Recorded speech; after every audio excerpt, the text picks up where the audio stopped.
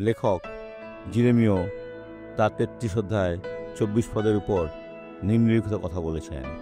এ লোকেরা কি বলেছে, তাহাকে তুমি টের পাও নাই? তাহারা বলিয়াছে, সদাপ্রভু যে দুই গোষ্ঠীকে মনোনীত করিয়াছিলেন তাহাদিওকে অগ্রাহ্য করিয়াছেন।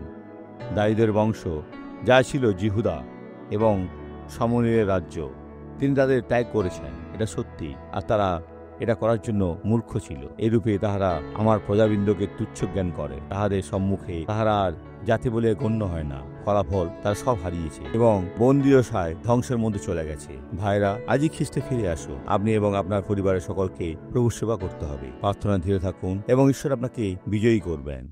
আমরা আশীর্বাদ করি।